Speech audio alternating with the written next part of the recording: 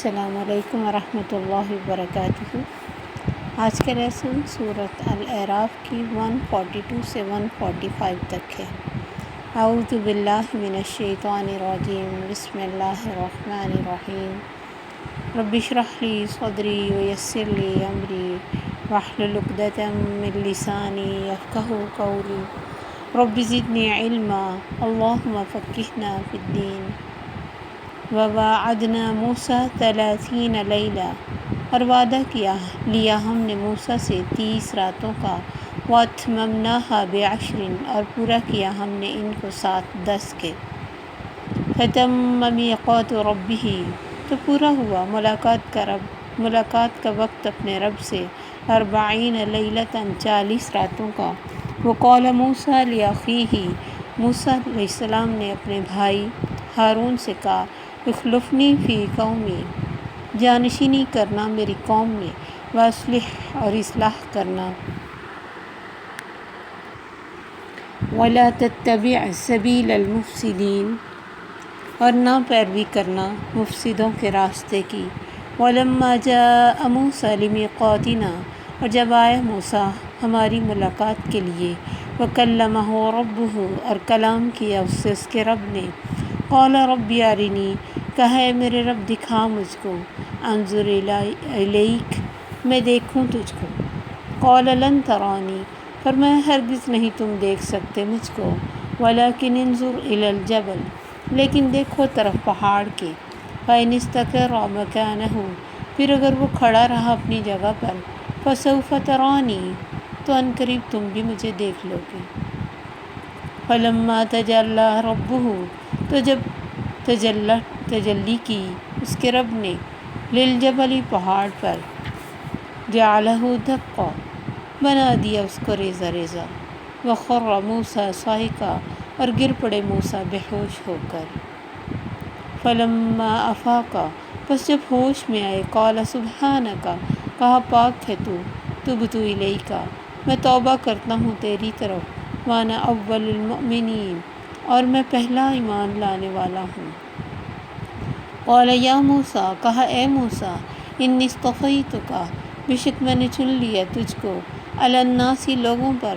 برسالاتی، ساتھ اپنے پیغام کے، وبکلامی، اور اپنے کلام کے ساتھ، فخذ ما آتیتک، تو پکڑ جو دیا میں نے تجھ کو، وکن من الشاکرین، اور ہو جانا شکر کرنے والوں میں سے۔ وکتبنا لہ فی الالواح، اور لکھ دیا ہم نے اس کے لیے الواح میں، تختیوں میں، من کل شیء، ہر چیز، موعظۃ و تفصیلا، نصیحت والی اور تفصیل سے، لکل شیء، ہر چیز کی، فخذھا بقوۃ، پکڑو اس کو ساتھ قوت کے، وأمر قومک، اور حکم دو اپنی قوم کو، یأخذوا بأحسنھا، لے لیں اس کا احسن، سأریکم دار الفاسقین، عنقریب دکھاؤں گا میں تم کو گھر نافرمانوں کا۔ جب قوم دریا پار کر کے اپنی جگہ پہ سیٹ ہو گئی، تو اللہ تعالیٰ نے موسیٰ علیہ السلام کو شریعت دینے کے لیے کوہ طور پہ بلایا، اور 40 راتوں کے لیے، پہلے 30 اور 40 دونوں میں سے بات تھی، واللہ عالم اس بارے میں مختلف روایات ہیں۔ بہرحال ہمارا عمل سے جس بات کا تعلق ہے ہمیں اسی کی طرف جانا چاہیے۔ تو 40 دن کے لیے موسیٰ علیہ السلام کوہ طور پہ گئے، اللہ کی عبادت کرنے کے لیے یکسوئی کے ساتھ، اور موسیٰ علیہ السلام نے اپنے بھائی سے، ہارون سے کہا کہ میرے پیچھے تم قوم کا دھیان رکھنا اور ان کی اصلاح کرنا، اور یہ جو بیچ میں مفسد ہیں ان کے پیچھے نہ لگنا۔ ان کو نظر آتا تھا، کیونکہ فوری دریا پار کر کے پہلا مطالبہ جو انہوں نے بت بنانے کا ہی کیا تھا کہ اس طرح کا ہمیں الہ بنا دو، تو بگڑنے کا خطرہ تو ہمیشہ ہی رہتا ہے۔ تو کہا کوئی جو فساد کرے اس کے پیچھے نہ لگنا، اور باقی قوم میں تم اصلاح کا کام کرتے رہنا۔ تو اسی کا یہاں اللہ تعالیٰ نے ذکر فرمایا کہ ہم نے موسیٰ کو 30 راتوں کے لیے بلایا، اور پھر 10 مزید کے ساتھ 40 راتوں کا ٹائم پورا ہو گیا، اور موسیٰ علیہ السلام اپنے بھائی کو یہ تاکید کر کے گئے۔ تو جب انہوں نے اپنے رب سے ملاقات کی، عبادتیں کی، تو تو جس سے انسان محبت کرتا ہے اس کو دیکھنے کا اس کا دل کرتا ہے۔ ایک نیچرل سا مطالبہ ان کے دل میں آیا، اللہ کی آواز سنی کہ یا اللہ مجھے آپ دکھائیے بھی اپنا آپ، میں آپ کو دیکھنا چاہتا ہوں۔ اللہ نے فرمایا موسیٰ ان آنکھوں کے ساتھ، اس فانی جسم کے ساتھ اور فانی آنکھوں کے ساتھ تو مجھے نہیں دیکھ سکتے، کیونکہ ہماری آنکھ، کان، دل، جتنے بھی اعضاء ہیں ان کی ایک کیپیسٹی ہے، ہم اس کیپیسٹی سے بڑھ کر ان سے کام نہیں لے سکتے۔ مثلاً کانوں کی ایک کیپیسٹی ہے، وہ ایک حد تک شور سن سکتا ہے، بہت تیز شور جو کان کی کیپیسٹی سے زیادہ ہو کان کے پردے پھاڑ دے گا۔ اسی طرح ہر چیز کا حساب ہے۔ تو اللہ نے فرمایا کہ نہیں، ہاں اتنا ہے تمہارا دل رکھنے کے لیے، جیسے اللہ نے ان کا دل رکھنے کے لیے کہا کہ یہ جو سامنے پہاڑ ہے نا اس کو دیکھو، اگر وہ اپنی جگہ پہ کھڑا رہا تو پھر تم بھی دیکھ سکو گے، پہاڑ اگر مجھے دیکھ سکے گا تو ہلکا سا اللہ نے اپنے نور کی تجلی پہاڑ پر ڈالی، پہاڑ کھڑا ہی ایک دم ریزہ ریزہ ہو گیا، اور اتنی دہشت موسیٰ علیہ السلام کو ہوئی کہ فوری بے ہوش ہو گئے۔ وہی جو ان کی کیپیسٹی سے بڑھ کر یہ کام ہوا تھا کہ سینسز جواب دے گئے اور بے ہوش ہو گئے۔ تو اللہ فرماتے ہیں جب تجلی ڈالی اس کے رب نے پہاڑ کو، اسے ریزہ ریزہ بنا دیا اور موسیٰ بے ہوش ہو گئے۔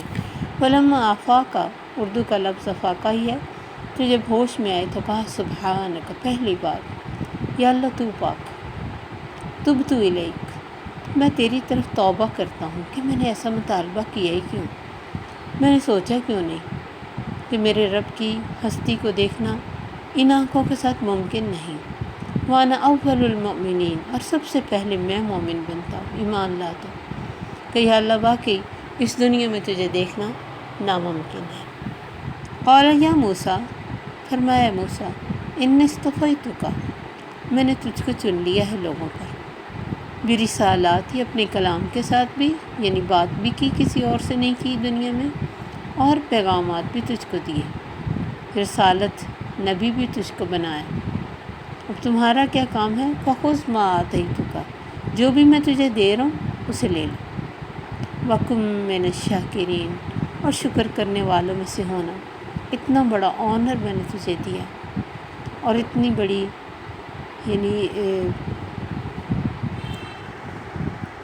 اور اتنا بڑا مرتبہ کہ تجھ سے بات بھی کی ہے۔ تو اللہ فرماتے ہیں اب شکر گزاری بہت بڑی نعمت ہے، کچھ بھی انسان کو ملے چھوٹا یا بڑا، ہر حال میں شکر گزاری، اور یہ کوئی مزے کا کام نہیں ہوتا۔ نبی کا بننا بے شک بہت بڑا آنر ہے، اور ساتھ ہی بہت بڑی ذمہ داری بھی ہے، بڑی بڑی آزمائشیں انبیاء پر ہی آئی ہیں جنہیں ایک عام انسان تو تصور بھی نہیں کر سکتا۔ تو پھر بھی یہ انبیاء چونکہ اللہ کے برگزیدہ اور چنے ہوئے لوگ ہوتے ہیں،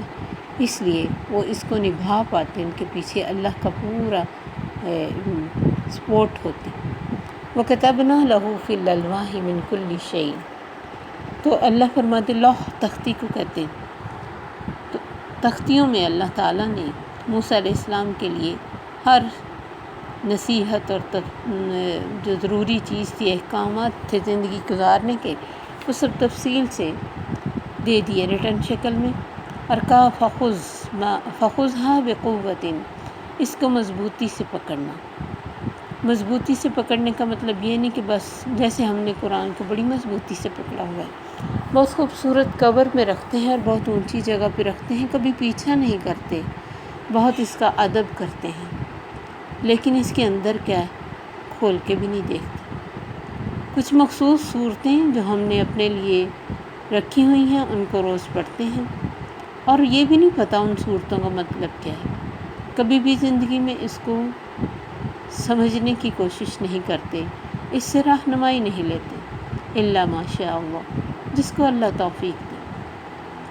ہمیں بھی اللہ نے اس کو پکڑنے کا حکم دیا، وَاعْتَصِمُوا بِحَبْلِ اللَّهِ جَمِيعًا، اللہ کی رسی کو مضبوطی سے تھام لو، یہی تو اللہ کی رسی ہے جو اللہ تک پہنچانے والی ہے۔ تو اللہ نے فرمایا اس کو مضبوطی سے اس کو پکڑو قوت کے ساتھ، اور اپنی قوم کو بھی حکم دو یا خذو باحسنھا، اس کا احسن لے لیں۔ ایک تو یہ کہ اس پہ عمل کریں، اس کو بہترین طریقے سے سمجھیں، اور اس کی جو فلسفیانہ باریکیاں نکال کر تعویلات نہ کریں، احسن لیں۔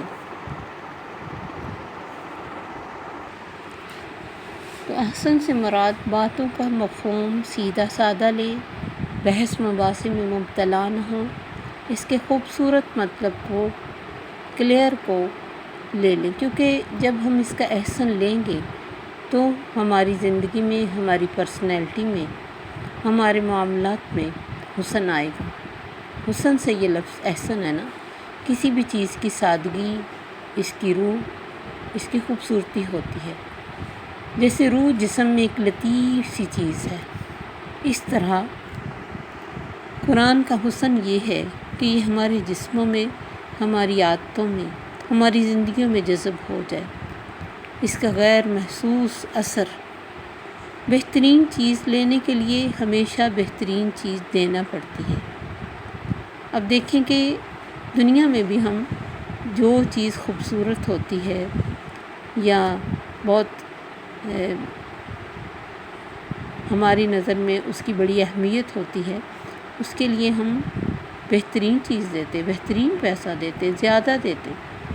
ایک تو ہوتا ہے عام انداز میں اس کتاب سے تعلق رکھنا، سمپل پڑھ لیا اور بس روز کا سبق یہ کچھ صورتیں، لیکن ایک ہوتا ہے کہ اس کی ہر آیت کو غور و فکر کرنا، پھر اس کو اپنی زندگی میں اپلائی کرنے کی کوشش کرنا، صرف نالج کی حد تک نہیں بلکہ اس کی روح تک۔ اگر آپ دیکھیں کہ جتنے اس دور میں حافظ قرآن ہیں شاید ہی کسی دور میں ہوں، اگر ہمارا مدت لگ کے حافظ بن کر، عالم بن کر ہماری باتوں میں، ہماری پرسنالٹی میں حسن نہیں آیا تو کیا فائدہ؟ کیا امیج پیش کرتے ہیں ہم پھر اسلام کا؟ کیونکہ عموماً لوگوں کے ذہن میں ہوتا ہے کہ ان پڑھ قسم کے لوگوں کا کام ہے اس کو لینا۔ الحمدللہ اس دور میں بہت سارے اللہ تعالیٰ نے پڑھے لکھے، یعنی دنیاوی تعلیم بھی مکمل رکھتے ہیں اور دین کو بہت اچھی طرح سمجھنے والے پیدا کیے، تو لوگوں نے ان کی بات سنی، کیونکہ ایلیٹ کلاس سمجھتی تھی کہ یہ تو کتاب بس ادب کے لیے تو ٹھیک ہے، برکت کے لیے بھی ٹھیک ہے، لیکن سمجھنے کے لیے مدرسوں میں بیٹھے ہیں وہ سمجھیں، ہمیں کچھ پوچھنا ہے تو ان سے پوچھ لیں گے۔ حالانکہ اللہ تعالیٰ نے طلب العلم فریضۃ علی کل مسلم و مسلمہ ہر ایک کے لیے کہا۔ قرآن پڑھنے والوں کو لوگ پھیکا، مغرور، سست اور خود پسند سمجھتے، کیونکہ اس کا احسن نہیں لیا جاتا نا، نہ ہمارے کردار میں، گفتار میں کوئی تبدیلی آتی۔ اگر یہ تبدیلی آئے اور لوگ اس کو دیکھیں تو آٹومیٹکلی اس کی طرف اٹریکٹ ہوں۔ اب یہ دیکھیں کہ ہر بندہ، ہر گھر میں یہ ایسی بک ہے کہ شاید ہی کوئی بے نصیب گھر ہو جس میں یہ بک نہ ہو، لیکن کیا ہر ایک کی زندگی میں ہے؟ نہیں، نہ تو زبانوں میں ہے، نہ دیکھنے میں ہے، نہ معاملات میں ہے، نہ ہمارے دن رات کے روٹین میں ہے۔ یہ گھر میں ضرور ہے، دلوں میں نہیں ہے، اس لیے کہ ہم نے اس کا حسن لیا ہی نہیں، اس کی خوبصورتی کو سمجھا ہی نہیں، ہم نے دیکھا ہی نہیں کہ اس میں کتنا کچھ ہے، خزانہ ہے ہمارے لیے اگر ہم اس کو غور و فکر سے پڑھیں۔ ہماری زندگی کی ہر مشکل کا حل ہے اس میں، لیکن ہم نے اس نظر سے کبھی پڑھا نہیں، اس لیے ہماری زندگی میں اس کا اتنا اثر آیا ہی نہیں۔ تو جتنے حافظ قرآن ہیں اگر وہ اپنی پرسنالٹی کو اس کے مطابق بدلیں، کیونکہ میجورٹی کو تو پتہ ہی نہیں قرآن کہہ کیا رہا ہے، بہت اچھا قرآن یاد بھی کر لیتے ہیں، آواز بھی اچھی ہوتی، پڑھاتے بھی ہیں رمضان میں، لیکن ان سے مطلب پوچھو پتہ ہی نہیں۔ لیکن وہ لوگ جو اس کو سمجھ کے لیتے ہیں وہ کیسے ہر آیت کو اس کے کانٹیکسٹ کے مطابق پڑھتے ہیں اور پھر روتے کتنا ہے، ان کی آوازوں میں کتنا درد اور کتنا اثر ہوتا ہے، کیونکہ ان کو نظر آ رہا ہوتا ہے کہ ہم بات کر رہے ہیں اللہ کی بات، اللہ کی بات پہنچا رہے، کبھی اللہ ہم سے کلام کرتا ہے، کبھی دوسروں کے واقعات بتا کے ہمیں سمجھاتا ہے، تو وہ حسن جو قرآن میں ہے وہ پھر ان کی آوازوں میں آتا ہے اور وہی پھر دوسروں پہ اثر کرتا ہے۔ یہی اللہ نے موسیٰ علیہ السلام سے کہا کہ اس کا خوبصورت جو پہلو ہے زندگی بدلنے والا اس کو لینا، اس میں بحث و مباحثہ نہیں کرنا اور اس کی تعویلیں نہیں کرنی، خود سے اس کے مطلب نہیں بنانے۔ اب آپ دیکھیں کہ ہم سارے قرآن کا ترجمہ پڑھتے ہیں، لیکن جو بات ہمارے دل کو اٹریکٹ کر جاتی ہے یا ہماری تکلیف کے مطابق ہوتی، وہ ہمیں بھولتی نہیں، وہ بعض دفعہ ان پڑھوں کو بھی یاد رہ جاتی کیونکہ وہ ہمارے دل پہ اثر کرتی۔ تو اگر ہم اس سارے قرآن کو، یہ ٹھیک ہے کہ ہم اس کا پورا ترجمہ زبانی مطلب عربی دیکھے بغیر نہیں پڑھ سکتے، جیسے ہم اس کی عربی پڑھ لیں، تو جیسے ہم عربی کو حفظ کرتے ہیں بغیر دیکھے سارا ترجمہ حفظ نہیں کر سکتے، لیکن اگر ہم اس کو اس دل سے پڑھیں جس دل سے یہ پڑھنی چاہیے، تب تو ہمیں بہت ساری آیات زبانی بغیر حفظ کے یاد ہو جائیں۔ حافظ قرآن کو تو یاد ہی ہوتی ہیں، عام انسان کو بھی یاد ہو جائے، کیونکہ وہ آیتیں جو ہمارے دل کو لگ جاتی ہیں وہ بھولتی نہیں ہیں، خاص طور پہ ان کا مطلب نہیں بھولتا۔ تو قرآن ہم سے چاہتا کیا ہے؟ ہماری خوبصورت پرسنالٹی بنانا چاہتا ہے کہ ہم اچھے انسان بنیں، سچ بولیں، جھوٹ نہ بولیں، دوسروں کی خیر خواہی کریں، حسد نہ کریں، معاملات اپنے اچھے رکھیں، بہن بھائیوں کی عزت ادب کریں، ماں باپ سے اس نے سلوک کریں، ہمسایوں سے اس نے سلوک کریں، اور معاملات میں کلیئر کٹ ہوں، لگی لپٹی باتیں نہ کریں، صاف ستھری بات کریں جس میں کوئی جھوٹ، حسد، بغض، ریاکاری سے محفوظ رہیں، اور زندگی کو اللہ کے حکم کے مطابق خود بھی سکون سے رہیں، دوسروں کو بھی سکون سے رہنے دیں، کسی کو ہماری وجہ سے تکلیف نہ ہو، کسی کو طعنہ نہ دیں، کسی کا برا نہ چاہیں۔ کیا برا ہے اس ایک اسلامک انسان میں؟ کچھ بھی برا نہیں۔ تو یہی انسان کی ایک پرسنالٹی اللہ ہمارے اندر گرو کرنا چاہتے ہیں، اس وجہ سے اس نے اس کو پڑھنے اور اس کو سمجھنے کی تاکید کی، اور اسی طرح موسیٰ علیہ السلام کو اس کا احسن لینے کی، کیونکہ جب ہم احسن لینے کے لیے اس کو پڑھیں گے تبھی احسن آئے گا، بغیر صرف ایک نالج کے لیے یا کوالیفیکیشن کے لیے یا لوگوں کو بتانے کے لیے کہ ہم یہ پڑھا ہوا ہے، پھر بس وہ نالج تو آ جائے گا، زندگی نہیں بدلے گی۔ زندگی بدلنے کے لیے ہم اپنے ذہین بچوں کو اس طرف لے کے آئیں اور انہیں احساس دلائیں کہ یہ ہے اصل زندگی کا مقصد۔ دنیا میں کوئی ڈاکٹر، انجینئر بننا وہ تو سیکنڈری ہے، فرسٹ پرائرٹی ہماری یہ ہونی چاہیے کہ ہم دین کے بہترین مبلغ بھی بنیں اور بہترین عامل بھی بنیں۔ عمل کرنے والے ہوں گے تو ہماری تبلیغ میں بھی اللہ اثر ڈالیں گے، اور سب سے پہلے بچے کے دل میں اسی کا شوق ڈالیں، صرف حفظ کا شوق نہ ہو، حفظ کریں، کچھ غلط نہیں ہے، بہت بڑا آنر ہے، لیکن بغیر سمجھے حفظ کرنا بالکل ایسے ہی ہے جیسے ایک بوجھ سر پہ لاد لیا، لیکن پتہ نہیں وہ کیا چیز ہے، کتنا بڑا خزانہ ہے۔ اگر ہم اس کو دل سے لیں تو انشاءاللہ اس کا پھر یاد رکھنا بھی ایزی ہو جاتا ہے ترجمے کے ساتھ، اور پھر گھروں میں سکون، زندگی میں سکون، آس پاس سکون۔ ایک فرد جو ہے اگر وہ بدلے گا تو گھر بدلے گا، گھر بدلے گا تو آہستہ آہستہ معاشرہ بدلے گا۔ تو بس یہی اسلام کو ہم سے درکار ہے، ورنہ جو بھی کچھ اچھا کرتا ہے، اچھا بن جاتا ہے، اس سے خیر تو ضرور پھیلتی ہے، لیکن سب سے بڑی خیر اس کو خود کو فائدہ دیتی ہے۔ اللہ کو ہم سے